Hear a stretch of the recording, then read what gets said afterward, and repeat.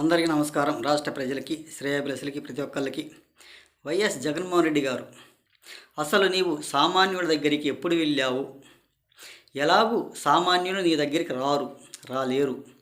ఎందుకంటే వాళ్ళు నీకు చెప్పే ఛాన్స్ కూడా ఇవ్వలేవు, ఎప్పుడు చెయ్యలేదు. పదవిలో ఉంటే కనీసం ఎమ్మెల్యేలకు కూడా అపాయింట్మెంట్ ఇచ్చేవాడివి కాదు అని అంటున్నారు మీ ఎమ్మెల్యేలే. మరి ఎమ్మెల్యేలే బహుటంగా చెప్పుకుంటున్నారుగా. అందరూ ప్రతి ఒక్కళ్ళు కూడా ఎమ్మెల్యేలు బయటపడి వాళ్ళకు వాళ్ళే కుదుట పడుతున్నారు. ఏ రోజు కానీ ఇప్పుడు కూడా సీఎం గారు మమ్మల్ని కలవనివ్వలేదు, ఇది ఎలా సాధ్యపడుతుందో ఒక్కసారి చెప్పండి అని వాళ్ళకు వాళ్ళే చెప్పుకునే స్థితికి వచ్చారు. సామాన్యులు అనేది పబ్బం ఊరక గడుపుకోవటానిక దేనికి పనికి వచ్చే వాళ్ళు మాత్రం కాదు. ఒక్కసారి ఆలోచించుకోండి.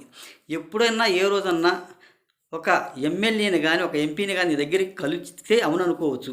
అలా వాళ్ళనే కలవని అయినప్పుడు ఒక జనాలు నీ దగ్గరికి ఎలా వచ్చి కలుస్తారు? జనాలు నువ్వు ఎలా కలవనిస్తావు? వాళ్ళని కలవనినప్పుడు వీళ్ళని ఎలా కలవనిస్తావు? ఒకసారి చెప్పండి. ఇది సహజమేనా?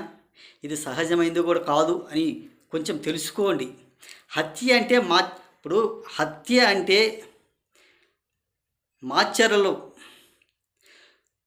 మాచర్లలో రామచంద్రయ్యను మీరు మీ పార్టీ వాళ్ళు చేశారు కదా, అది రాజకీయ హత్య అంటే.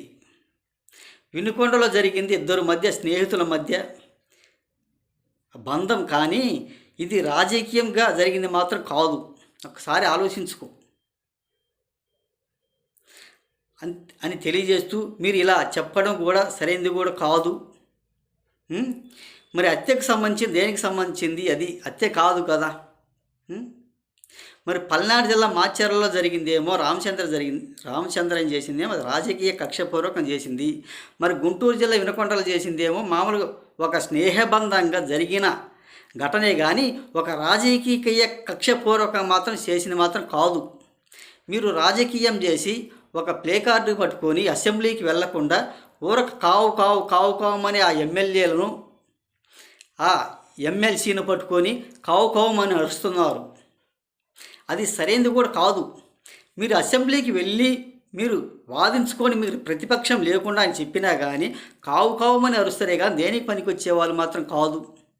మీరు ఢిల్లీ వెళ్ళి ఏం చేస్తారు? రాష్ట్ర ప్రజలు మీకు ఓట్లు వేయకుండా బహిష్కరించారు మిమ్మల్ని. మీరు చేసిన ఒక సైకోతనాన్ని, మీరు చేసిన ఒక సైకో రాజకీయానికి, ఒక రౌడీజానికి, గోండ విజయానికి జనాలు బహిష్కరించారు. కానీ ఒక వాళ్ళేం చేసిన మాత్రం కాదుగా. మోడీ దగ్గరికి వెళ్ళింది ఏం చేస్తావు? కాకపోతే రాజీనామా చేసుకుని ఎంపీగా గెలువు, ఆయన ఎమ్మెల్యేకి ఇంచు. అది సహకరించడం లేదు. ఎమ్మెల్యే ఇప్పుడు నేను ఎంపీకి ఉంటేనే నేను ఈ కేసులకి బయట ఉండలేను అని రాజీనామా చేయలేను అని అంటున్నాడంట అవినాష్ రెడ్డి గారు. మరి ఆయన రాజీనామా చేస్తేగా నువ్వు ఎంపీగా అయ్యేది. నువ్వు ఓన్లీ సామాన్యుడమైన ఎమ్మెల్యేనే కదా. మరి నువ్వు ఢిల్లీలో ధర్నా ఎందుకు చేస్తున్నావు? ఏం పని చేస్తున్నావు? మరి వివేకానంద రెడ్డి గారు చనిపోయినప్పుడు ఏ రోజైనా కానీ ఢిల్లీ వెళ్ళి ధర్నా చేశారా? ఆయన ఎవరు చంపారు, ఎలా చంపారు, ఎందుకు చనిపోయారు అని ఏ రోజన్నా ఢిల్లీలో ధర్నా చేశారా? ఒకసారి చెప్పండి.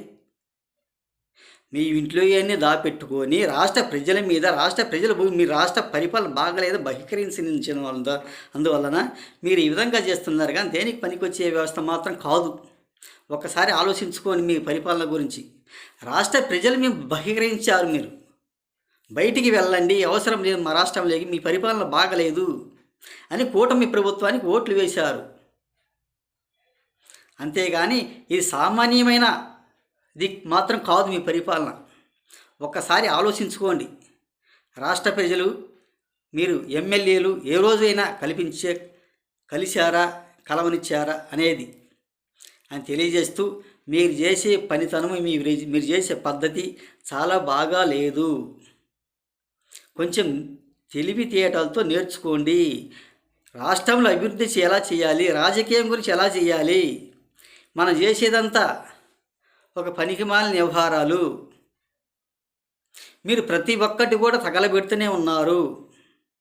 అది చాలా మంచిది కూడా కాదు. మీ చేసిన పనితనం వల్ల వాటిల్లో ఉన్నాయేమో ఎన్ని బయటపడతాయేమో. కూటమి ప్రభుత్వం వచ్చింది కాబట్టి దానికి ఏమన్నా ఉంటాయేమన్నా మీరు తగలబెట్టిస్తున్నారే కానీ దేనికి పనికి వచ్చే వాళ్ళు మాత్రం కాదు. అవి ఎవరు తగలబెట్టారు, ఏ విధంగా తగలబెట్టారు అనేది కొంచెం తెలియాలి. అంతేగాని మూర్ఖత్వంగా ఒక సైకోగా మాత్రం పనికిరాదు కొంచెం అని తెలుసుకోవాల్సిందిగా రాష్ట్ర ప్రజలకి, శ్రేయోభిలాషులకి, ప్రతి ఒక్కళ్ళకి హృదయపూర్వక ధన్యవాదాలు.